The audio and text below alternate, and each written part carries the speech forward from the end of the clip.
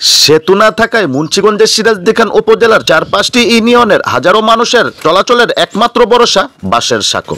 ঝুঁকিপূর্ণ হওয়া সত্ত্বেও এই সাঁকো দিয়েই চলাচল করছেন তারা। উপজেলার রাজানগর ইউনিয়নের সৈয়দপুর বাজারের পশ্চিম পাশে ইসামতি শাখা নদীর উপর দীর্ঘদিন ধরে তৈরি করা ঝুঁকিপূর্ণ এই সাঁকোটি রয়েছে। এই সাঁকো দিয়েই উপজেলার রাজানগর, চিত্রকূট, শেখরনগর, কিয়াইন সহ ৪-৫টি ইউনিয়নের প্রায় ১৫,০০০ মানুষ প্রতিদিন ঢাকা যাতায়াত করেন। দুর্ভোগ লাগবে দীর্ঘদিন ধরে সেতু নির্মাণের দাবি জানিয়ে আসলেও বাস্তবায়ন হচ্ছে না বলে অভিযোগ এলাকাবাসীর। বৃহস্পতিবার সকাল ১০টার দিকে সরজমিনে রাজানগর ইউনিয়নের সৈয়দপুর বাজারের পশ্চিম পাশে ইসামতি শাখা নদীর উপর ঝুঁকিপূর্ণ বাঁশের সাঁকো দিয়ে শিক্ষার্থী সহ হাজারো মানুষ চলাচল করছে, সেই চিত্রই দেখা গেছে। জীবনের ঝুঁকি নিয়ে বাধ্য হয়ে চলাচল করছেন হাজারো মানুষ। এলাকাবাসী বলছে মাঝে মধ্যেই এই সাঁকো ভেঙে শিশু ও বয়স্ক নারী পুরুষ পানিতে পড়ে যায়, এতে করে ছোট বড় দুর্ঘটনাও ঘটে।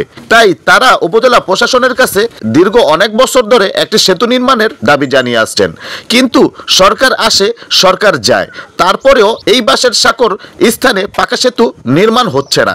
এর ফলে স্থানীয়দের মধ্যে চাপা ক্ষোভ বিরাজ করছে।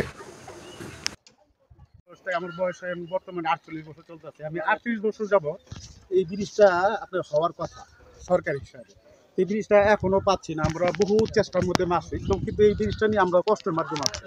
বিশেষ করে এই সাঁকোটা তৈরি হওয়ার আগ দিয়ে আমরা পাবলিকেশন এই টাকা উঠিয়ে এই মেরামত করে রাখি, এইভাবে বছরের বছরে চলে যাচ্ছে।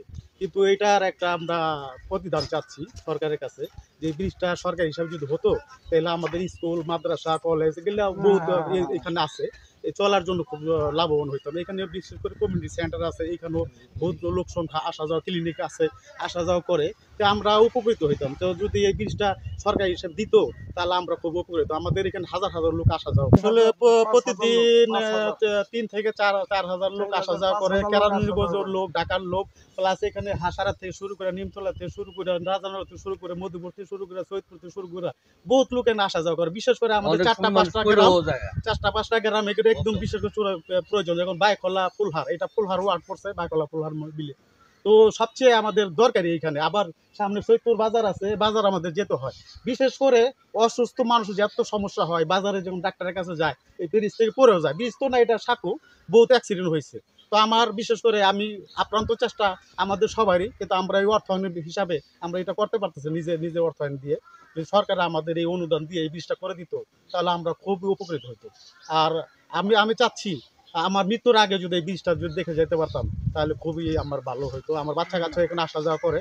আমি তো মনে করেন যখন যাই না তখন তো আমি চোখে দেখি না, হালকা দেখি। আপনি দাঁড়ায় আছেন, আপনি চেহারা দেখি না, ওই দুইটা ভার ধরে এক পাও যাই আর কি।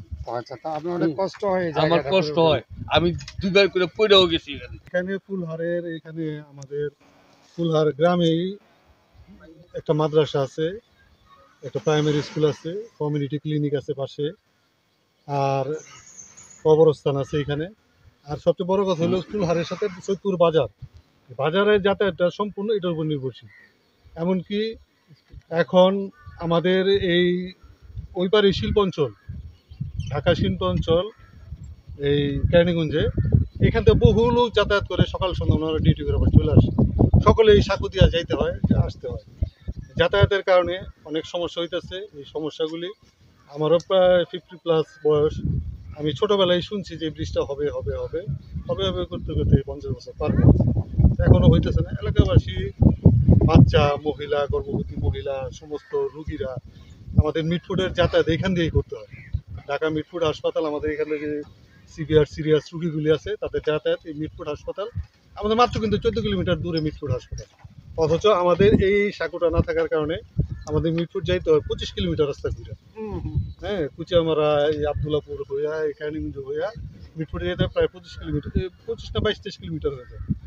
এই জন্য এই এলাকার মানুষের প্রাণের দাবি। অনেক বৃদ্ধরাই আসেনি, কবরে চলে গেছে, আমরাও কবরে যাওয়ার যাত্রী হয়ে গেছে অলরেডি। সেটা আমরা এখনও আশায় ছিলাম যে ব্রিজটা হবে, কিন্তু হইতেছে না, হচ্ছে না। বিভিন্ন সময় আমাদেরকে আশ্বাস হয়েছে, হয় না। এখন আপনারা প্রতিবেদন করতেছেন, খুব ভালো লাগতেছে। যদি আপনাদের এর মাধ্যমে আমরা একটু উপকৃত হইতে পারি, আপনাদেরকে আমরা সবসময় মনে রাখবো।